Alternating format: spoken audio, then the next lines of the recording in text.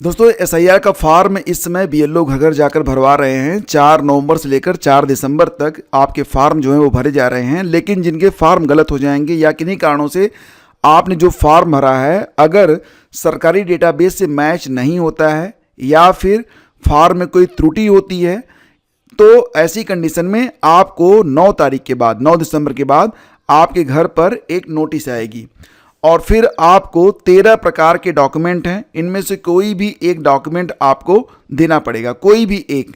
लेकिन यहाँ पर डॉक्यूमेंट की संख्या आपकी जन्मतिथि के आधार पर बढ़ती जाएगी।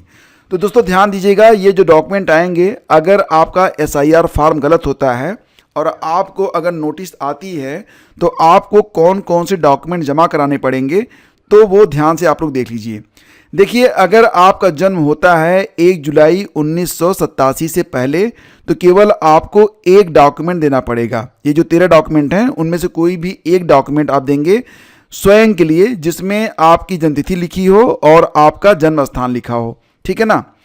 अगर आपका जन्म होता है 1 जुलाई 1987 के बाद और 2 दिसंबर 2004 के पहले, ठीक है, तो इस बीच में अगर आपकी जन्मतिथि आती है तो ऐसी कंडीशन में आपको 2 डॉक्यूमेंट देने पड़ेंगे। एक खुद के लिए, दूसरा अपने माता या पिता का जिसमें जन्मतिथि और जन्म स्थान लिखा हुआ हो, ठीक है।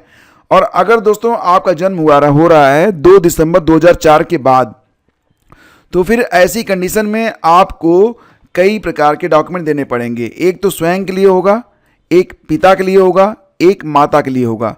और यदि अभिभावक में कोई भारतीय नहीं है तो अपने जन्म के समय उनके वैध पासपोर्ट और वीज़ा की एक प्रति उपलब्ध करानी पड़ेगी। यदि भारत के बाहर आपका जन्म हुआ है तो विदेश में भारतीय मिशन द्वारा जारी जन्म पंजीकरण का प्रमाण पत्र संलग्न करना पड़ेगा। यदि पंजीकरण नागरिककरण द्वारा भारतीय नागरिकता प्राप्त की है तो नागरिकता पंजीकरण प्रमाण पत्र संलग्न करना पड़ेगा। यानी कि जिनका जन्म हो रहा है 2 दिसंबर 2004 के बाद उनको कुल मिला के 4 प्रकार के डॉक्यूमेंट देने पड़ेंगे। तो क्लियर हो गया ना। अगर आपका जन्म होता है 1 जुलाई 1987 से पहले तो केवल एक डॉक्यूमेंट, अगर 1987 से लेकर 2004 के बीच में आपका जन्म होता है तो केवल 2 डॉक्यूमेंट, खुद का और अपने माता पिता में से किसी एक का।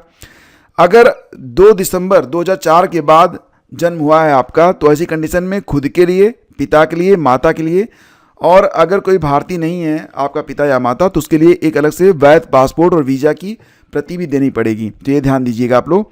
तो मैं आपको यहाँ पर बता देता हूँ कि कौन कौन से डॉक्यूमेंट हैं जिनमें से कोई भी एक डॉक्यूमेंट आप दे सकते हैं या फिर अपने लिए, अपने माता पिता के लिए भी दे सकते हैं, ठीक है ना। तो ध्यान से देखिएगा इसको। अभिलेखों की यह सांकेतिक सूची है, ये संपूर्ण नहीं है। तो देखिए यहाँ पर क्या है कि किसी भी केंद्र सरकार, राज्य सरकार या सार्वजनिक क्षेत्र के उपक्रम, जैसे कि आप LIC वगैरह करवाई हुई है ना, या फिर किसी सार्वजनिक क्षेत्र गवर्नमेंट जॉब में आप हैं, नियमित कर्मचारी हैं, पेंशन भोगी हैं, तो उनके द्वारा जारी किया गया कोई भी पहचान पत्र या पेंशन भुगतान आदेश वो मान्य रहेगा, ठीक है। और देखिए 1 जुलाई 1987 से पहले सरकार या फिर स्थानीय प्राधिकरण जैसे कि बैंक, डाकघर, LIC, सार्वजनिक क्षेत्र के उपक्रमों द्वारा भारत में जारी किया गया कोई भी पहचान पत्र, प्रमाण पत्र, अभिलेख मान्य रहेगा। अगर आपके पास 1987 से पहले का LIC का या फिर डाकघर का, बैंक का या फिर किसी सरकार का, स्थानीय प्राधिकरण का कोई भी डॉक्यूमेंट है जिस पर आपका नाम और जन्मतिथि लिखी हुई है और साथ ही साथ आपका डेट ऑफ बर्थ भी लिखा हुआ है, मतलब लोकेशन कि आपका जन्म कहाँ पर हुआ है, तो वो मान्य रहेगा, ठीक है ना। या फिर सक्षम प्राधिकारी द्वारा आप अपना जन्म प्रमाण पत्र बनवा लीजिए, ठीक है। पासपोर्ट भी मान्य रहेगा। मान्यता प्राप्त बोर्ड या विश्वविद्यालय द्वारा जारी किया गया मैट्रिकुलेशन, हाई स्कूल का सर्टिफिकेट भी मान्य होगा, ठीक है। इसके अलावा सक्षम राज्य प्राधिकारी द्वारा जारी अस्थायी निवास प्रमाण पत्र जो कि आप तहसील से बनवा सकते हैं। वन अधिकार प्रमाण पत्र, सक्षम अधिकारी द्वारा जारी OBC, SC, ST या कोई भी जाति प्रमाण पत्र, अगर आपके पास आपका कास्ट सर्टिफिकेट है वो भी चल जाएगा, उसमें भी सब लिखा रहता है। या फिर राष्ट्रीय नागरिक रजिस्टर जहां पर लागू हो, या फिर राज्य स्थानीय अधिकारियों द्वारा तैयार किया गया परिवार रजिस्टर, ठीक है, परिवार रजिस्टर भी मान्य होगा। सरकार द्वारा जारी कोई भी भूमि मकान आवंटन प्रमाण पत्र, अगर आपको मतलब कोई भूमि या मकान आवंटित हुआ है तो उसका जो प्रमाण पत्र है वो भी मान्य रहेगा। आधार के लिए आयोग की पत्र संख्या 23/2005 ERS खंड 2 दिनांक 9/9/2025 अनुलग्नक द्वारा जारी निर्देश लागू होंगे और बिहार SIR की मतदाता सूची का अंश ये जो है 1 जुलाई 2025 संदर्भ की तिथि के अनुसार। तो कुल मिला के ये जो डॉक्यूमेंट है इनमें से कोई भी एक डॉक्यूमेंट अपने लिए, और अगर कंडीशनल है कि अगर 1987 1 जुलाई 1987 के पहले आपका जन्म हुआ है तो केवल एक डॉक्यूमेंट देना पड़ेगा खुद के लिए।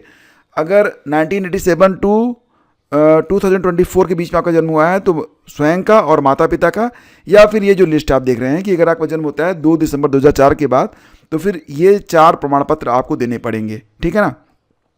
तो इस प्रकार से, और अगर आपका नाम जो है वोटर लिस्ट में नहीं है, 2025 की वोटर लिस्ट में नहीं है, ध्यान दीजिएगा ये जो डॉक्यूमेंट आपको भरना पड़ेगा ये उनके लिए है जिनका नाम 2025 की वोटर लिस्ट में है। और अगर आपका नाम ही 2025 की वोटर लिस्ट में नहीं है तो आपको अपना नाम जुड़वाने के लिए जो फॉर्म है वो BLO से लेके आप भर दीजिए, ठीक है। यानी कि तब जाके आपका नया एडिशन किया जाएगा वोटर के तौर पर, तो उसके लिए फॉर्म अलग है, उनको कोई चिंता करने की जरूरत नहीं है। तो ये सारी चीज़ें हैं, इसे लाइक और शेयर कीजिएगा और इसे शेयर ज़रूर कीजिएगा, क्योंकि बहुत सारे लोगों को समझ में नहीं आ रहा है कि वो उन्हें क्या क्या करना पड़ेगा, किस प्रकार और क्या चीज़ें होंगी, ठीक है। तो आप उनकी थोड़ी सी हेल्प कर दीजिए, आपको बहुत आशीर्वाद मिलेगा। Thank you.